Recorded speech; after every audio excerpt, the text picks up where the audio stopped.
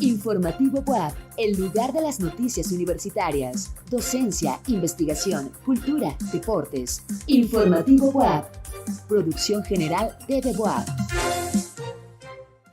¿Qué tal? Muy buenas noches, gracias por acompañarnos. Mi nombre es Enrique Moctezuma Malacara y le invito a que nos acompañe durante los siguientes 30 minutos en este programa especial de Informativo WAP.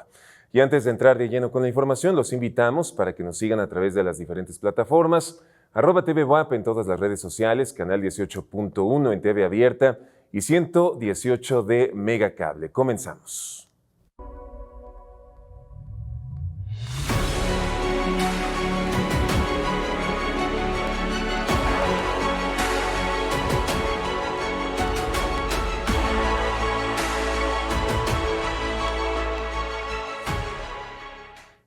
Hoy les presentamos un programa especial acerca de los contextos funerarios prehispánicos, San Juan Ixcaquixtla, Puebla, y nuestro invitado especialista en este día es Alberto Díez Barroso Repiso, profesor investigador del Centro INA Puebla, así como director del proyecto arqueológico Teteles de Ávila Castillo, doctorante en estudios mesoamericanos por la Universidad Nacional Autónoma de México, y licenciado en Arqueología por la Escuela Nacional de Antropología e Historia. En 1995 colaboró con el equipo ENA UNAM en la catalogación del acervo de códices del Archivo General de la Nación bajo la dirección del doctor Joaquín Galarza. Ha participado en diversos proyectos arqueológicos como el Programa de Arqueología Urbana del Templo Mayor, Proyecto Pirámide de la Luna en Teotihuacán, Configuración Sociopolítica en la región de Palenque, entre otros. En los años 2011 a 2013 fue director de Culturas Populares en el estado de Puebla. Ha sido docente en las licenciaturas de Arqueología, Etnología de la Escuela Nacional de Antropología e Historia y Antropología Social en la Benemérita Universidad Autónoma de Puebla. Es autor de varios artículos bajo la línea de investigación de la arqueología urbana, Iconografía mexica, Etnografía de los otomíes de la Sierra Norte de Puebla, Arqueología y Paisaje Sagrado, entre otros, y publicó recientemente el libro Desarrollo Regional en la Sierra Norte de Puebla durante la época prehispánica.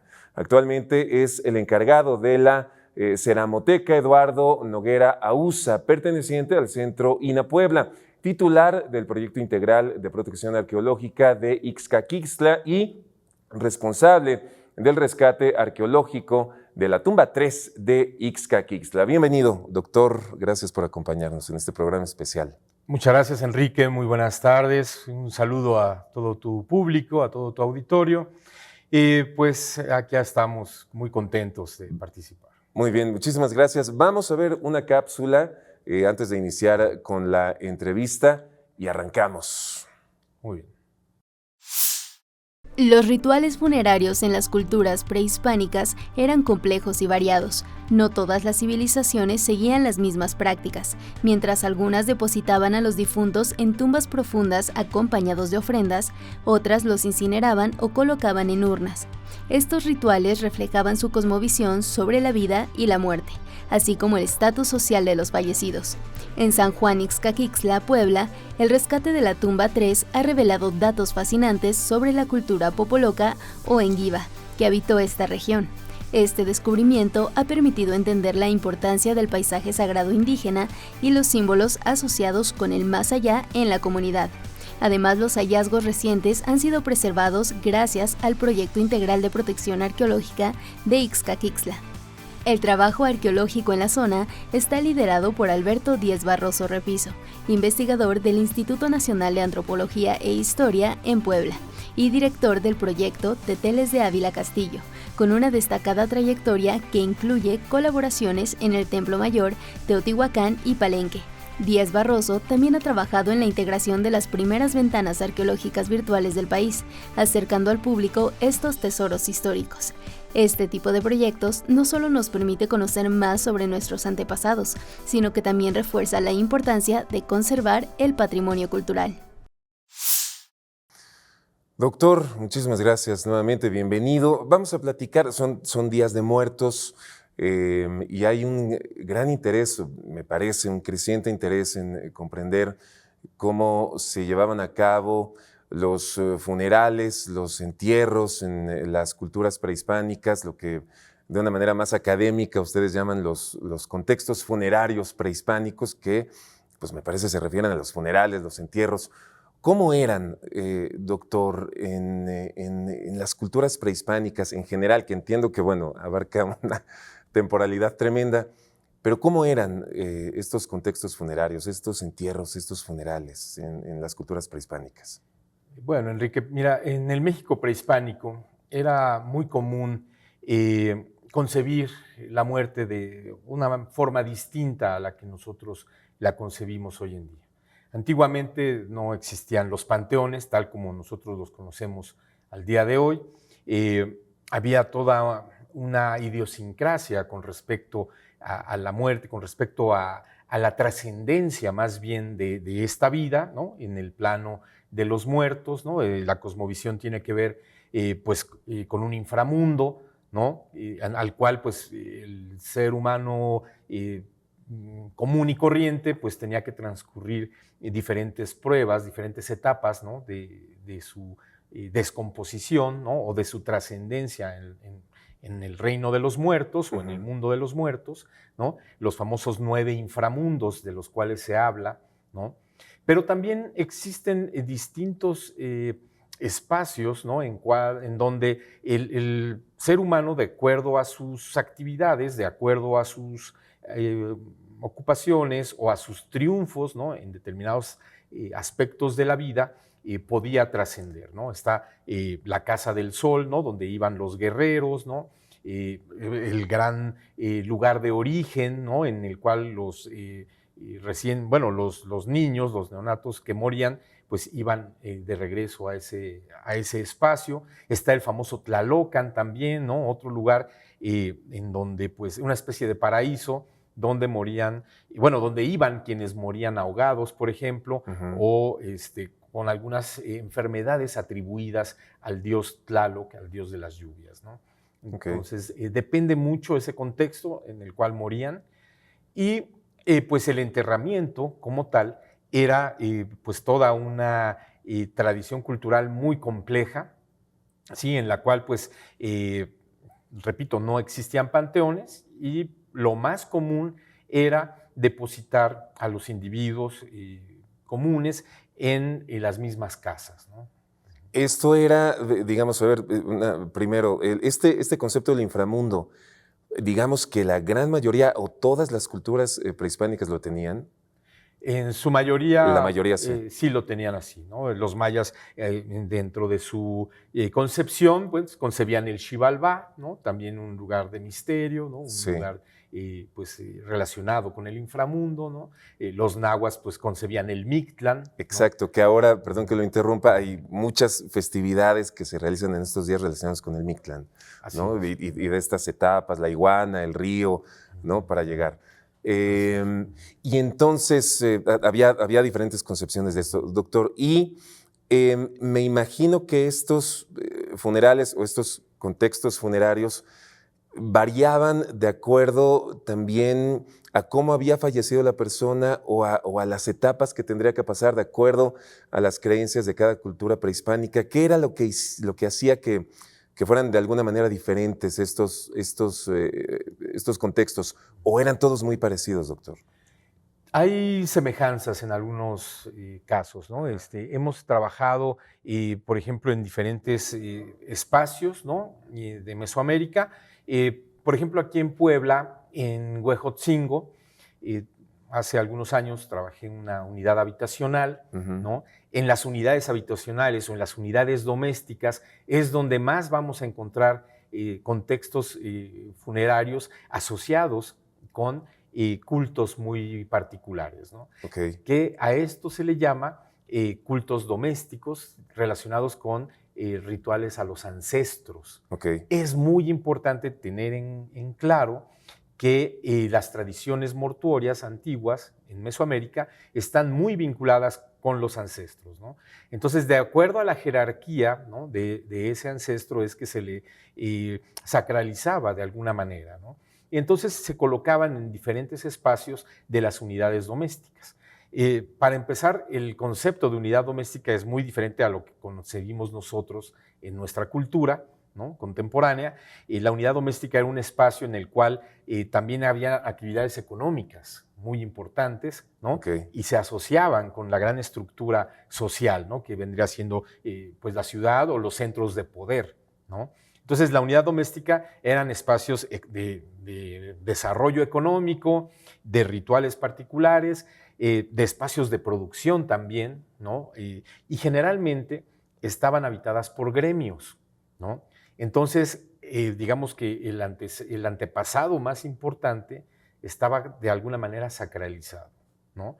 Entonces, en algunos casos tenemos a estos personajes principales que eran concebidos como los ancestros, ¿no?, a los cuales se les depositaba grandes ofrendas, ¿no? Okay. Perdón, doctor, Sí. Esas ofrendas no eran entonces necesariamente dedicadas a los dioses, sino que había ofrendas a los antepasados destacados, por decirlo de alguna manera. En cuanto a los enterramientos, hay diferentes clases de enterramientos. Ajá. Hay algunos, pues los que te comento son Sí. los cotidianos, que están relacionados con la vida diaria, ¿no?, de los pobladores de esas unidades domésticas, Sí.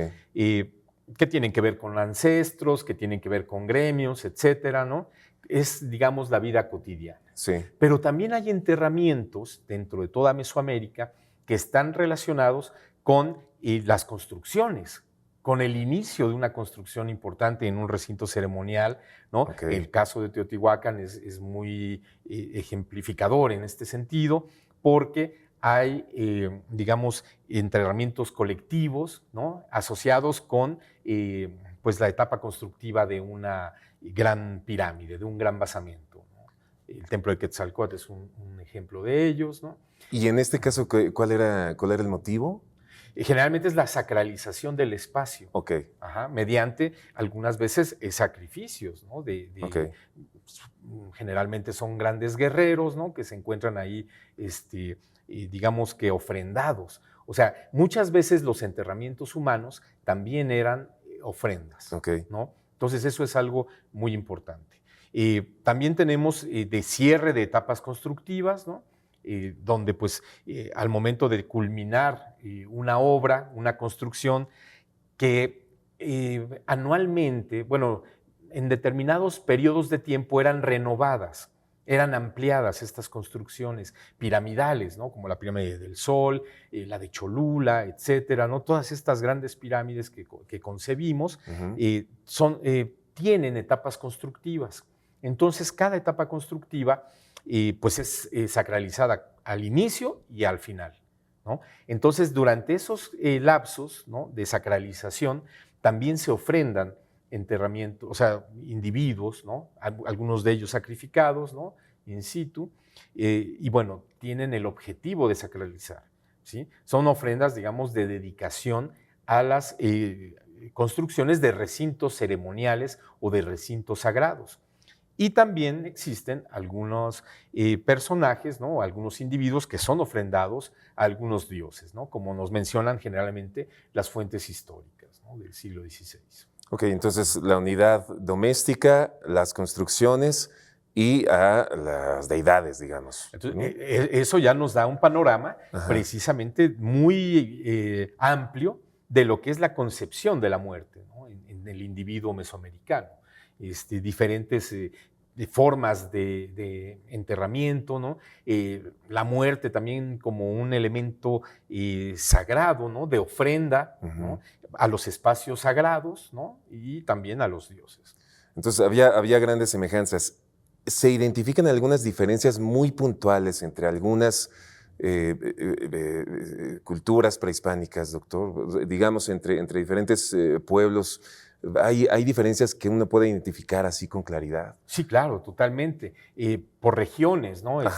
Digamos, hay algunas regiones donde existen tumbas como tales, ¿no? Hay regiones donde no las hay, Okay. ¿no? Y muchas veces en el altiplano lo que vemos casi por lo general son algunas fosas, ¿no? Mientras que en regiones como la región mixteca, como Oaxaca, el sur de Puebla precisamente, ya hay tumbas elaboradas, ¿no? Con cierta arquitectura mucho más compleja, ¿no? Hay algunas tumbas que están asociadas a pirámides, ¿no? A grandes pirámides como en el área maya, ¿no? Como las podemos ver en Palenque, por ejemplo. Ok, y justamente digamos, en el sureste, en el sur de Puebla, del estado de Puebla, a principios de este milenio, concretamente lo platicábamos en 2004, se descubren estas tumbas que ahora se les llama las tumbas de Ixcaquixtla, ¿no? En San Juan Ixcaquixtla. ¿Qué es lo que se encontró, doctor, a principios de este milenio? Y bueno, cuéntenos qué está pasando con esta investigación. Bueno, es muy importante en este sentido contextualizar lo que son este tipo de hallazgos, ¿no? Tenemos que recordar la primera vez que se encuentra una tumba en México fue en el año de 1931, en Monte Albán, ni más ni menos. La tumba 7 de Monte Albán, descubierta por ni más ni menos que don Alfonso Caso, ¿no? Y que ese descubrimiento en esa época, 8 años después, exactamente 8 años después de ese hallazgo, da pie a la fundación del Instituto Nacional de Antropología e Historia. A raíz de la tumba. A raíz del hallazgo de la tumba en 1931. El doctor Alfonso Caso empieza a hacer una gestión muy, muy importante, ¿no? Empiezan a haber, digamos, investigaciones muy concienzudas en lo que es Monte Albán, Oaxaca, hasta que después ya con el apoyo del gobierno, del Estado, ¿no? Entonces el presidente Lázaro Cárdenas se funda en 1939 el Instituto Nacional de Antropología e Historia, bajo la gestión y la dirección. El primer director fue ni más ni menos que don Alfonso Caso. No pierda por favor el hilo de esta contextualización de la importancia del descubrimiento de la tumba, pero quisiera saber, antes de este descubrimiento, ¿había habido algún gran descubrimiento de vestigios que tuviera una importancia como lo tuvo la tumba de Monte Albán? Había algunos descubrimientos, como tal, no tan trascendentes, ¿no? Debido a que faltaba investigación sistemática, ¿no? Como la que sí se hizo, por ejemplo, en 1931. Habían otras investigaciones, no digo que no, de gran importancia, ¿no? En Cuicuilco, por ejemplo, ¿no? También, pero la tumba 7, por los materiales que contenía, hizo voltear la mirada, ¿no? Hacia el aparato del Estado, ¿no? A una institución que fortaleciera el cuidado del patrimonio arqueológico. O sea, lo que va usted es que la tumba 7 es el primer gran descubrimiento arqueológico de este país. Es uno de los más, trascendentes, debido a que a raíz de eso se pudo consolidar, bajo la gestión de Alfonso Caso, la fundación del Instituto Nacional de Antropología. Muy bien. Entonces, estaba contextualizando usted. Estoy contextualizando nada más la dimensión de lo que una tumba, obviamente los materiales, los elementos que contenía esa tumba, pues no se comparan, ¿no? A lo que se encontró recientemente en Ixcaquixtla, o a lo que se ha encontrado. Pero no es por menos, ¿no? Importante. Aquí a lo que voy es que estos hallazgos generan inquietudes muy, muy importantes en la sociedad, ¿no? El imaginario de la sociedad cambia mucho, ¿no? Se generan expectativas, se generan también algunos mitos, ¿no? Entonces la gente empieza a decir, caray, pues yo vivía o yo paso caminando diario por ahí donde se encontró este hallazgo, ¿no? O yo vivo a 20 metros, ¿no? Donde hay casas, ¿no? Muy cercanas, y la gente empieza a decir que soñaban cosas, o sea, empieza a haber un imaginario popular relacionado con todo esto. Pero los hallazgos tienen mucho que ver, o sea, los objetos, los materiales que hay en estas tumbas tienen mucho que ver con lo que después puede pues, llevar, digamos que en trascendencia, ¿no? En cuanto a desarrollos de más investigaciones. En el caso de Ixcaquixtla, nos va a permitir reposicionar lo que es Ixcaquixtla en el marco de la arqueología mesoamericana, sobre todo en el periodo clásico, cuando Teotihuacán pues era una gran ciudad, ¿no? Que tenía además un control de comercio, ¿no? Muy, muy importante. Sabemos que de Ixcaquixtla proviene una cerámica que era identitaria de Teotihuacán, que es la cerámica anaranjado delgado, ¿no? Okay. Que además es de origen ingiba o mal llamado popoloca, ¿no? Sí. Entonces, esta cerámica, ¿no? Que es de esta tradición étnica, resulta que para Teotihuacán era de mucha importancia. Y donde quiera que encontramos esta cerámica llamada anaranjado delgado, que está desde el área maya hasta occidente de México, donde quiera que encontremos esa cerámica, vamos a apuntar a presencia teotihuacana, ¿no? Okay. Entonces, poco se ha estudiado o muy poco se ha propuesto que el Teotihuacán mismo tenía una población ngiba o popoloca, digamos que dentro de sus múltiples barrios, ¿no? Habían barrios de totonacos, ¿no? En Teotihuacán, habían barrios purépechas, barrios oaxaqueños, y muy poco se habla de la población ngiba que pudo haber existido en Teotihuacán. Ok. Perfecto. Y nada más, y disculpe si me equivoco, pero al decir usted periodo clásico, estamos hablando del 100 al 600 después de Cristo, más o menos. Así es, así es. Sí, es eso. Así es. Ok, entonces estamos hablando de, sí, del 100 al 600, ¿no? Sí. Entonces estamos hablando de que estas tumbas que se han encontrado, pues tienen más de 1500 años o 1500 años aproximadamente de antigüedad. Así es, Enrique. Aproximadamente 1500 años de Sí. antigüedad.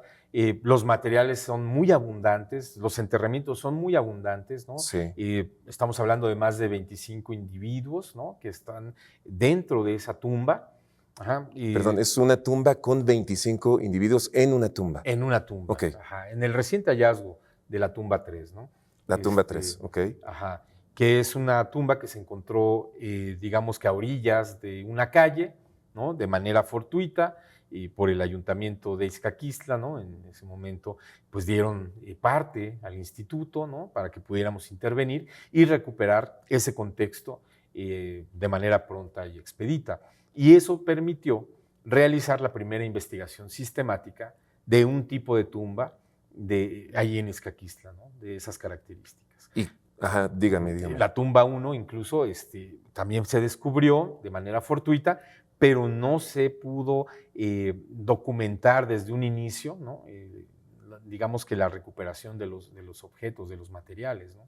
En este caso, con la tumba 3, sí se pudo documentar desde un inicio.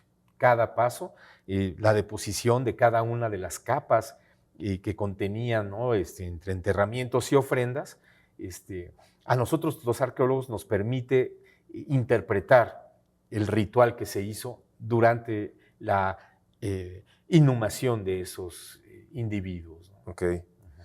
¿Y son 3 tumbas las que se han encontrado? ¿Son 2?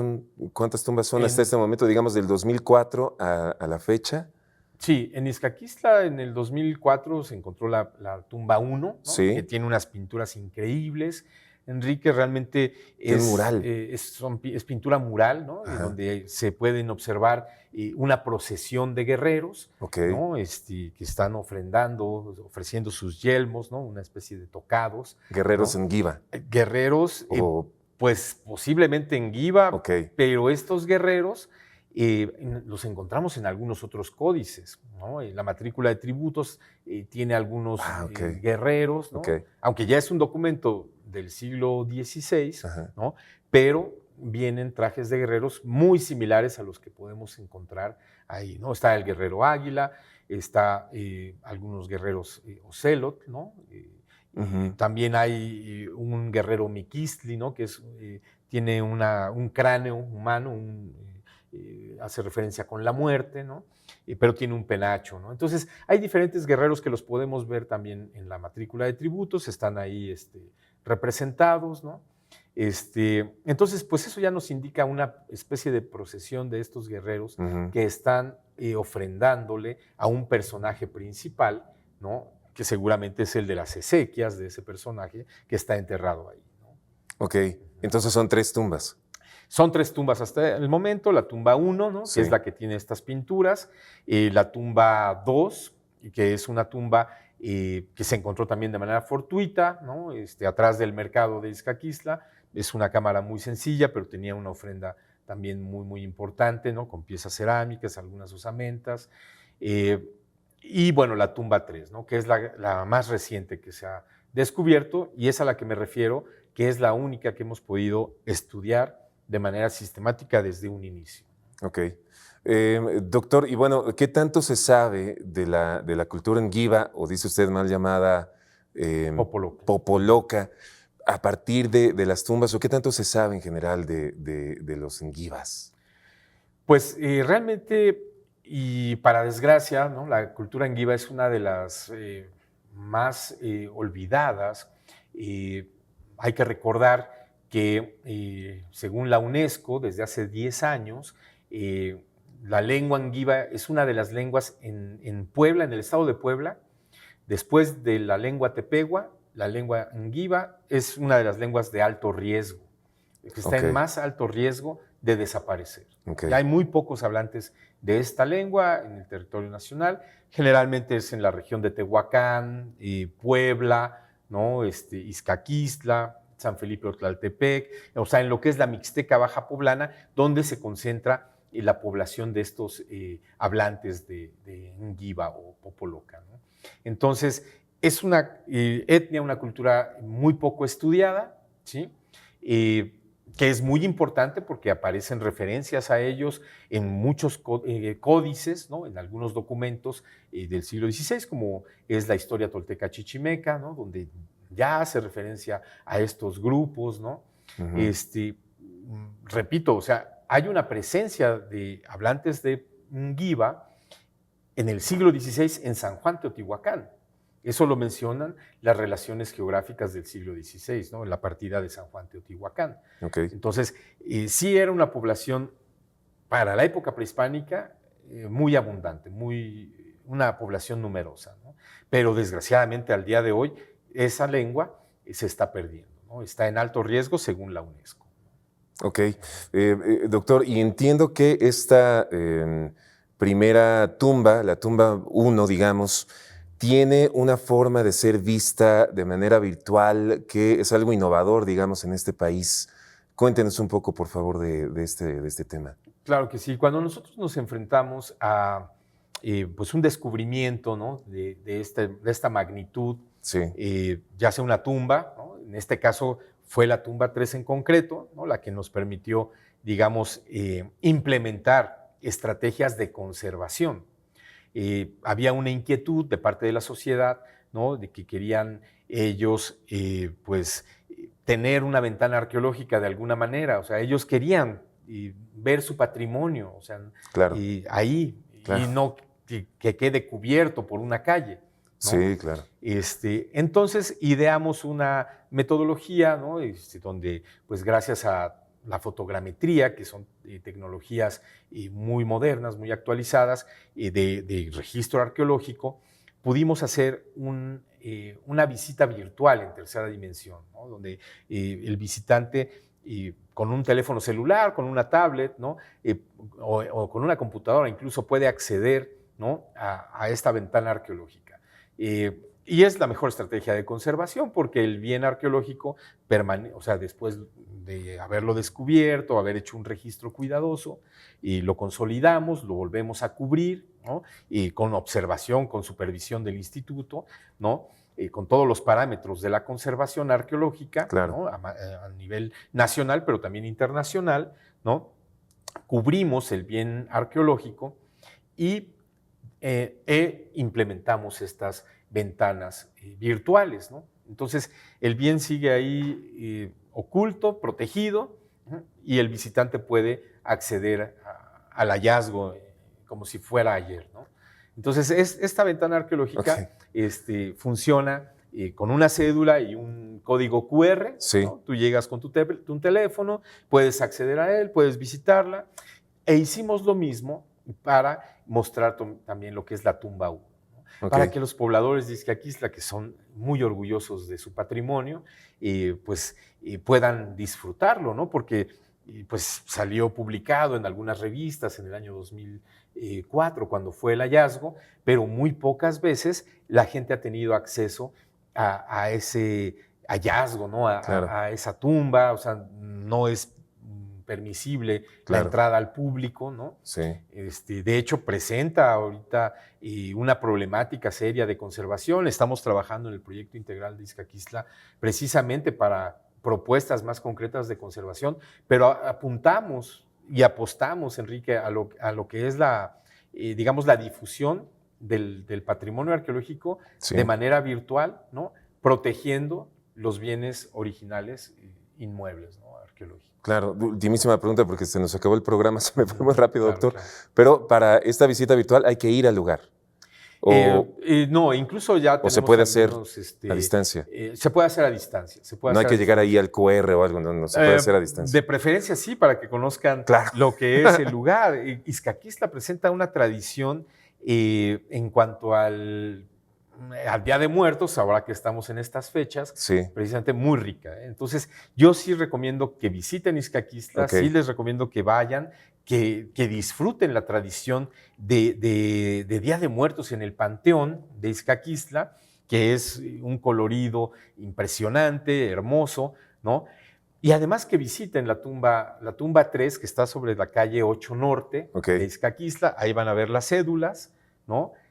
Van a disfrutar, pues ahora sí que esa vibra, ¿no? De estar ahí en el lugar donde está el hallazgo, y lo vas a poder ver como si hubiera sido ayer el hallazgo, ¿no? Ok. Entonces Bueno. sí los invito a que visiten Izcaquistla. Muy bien.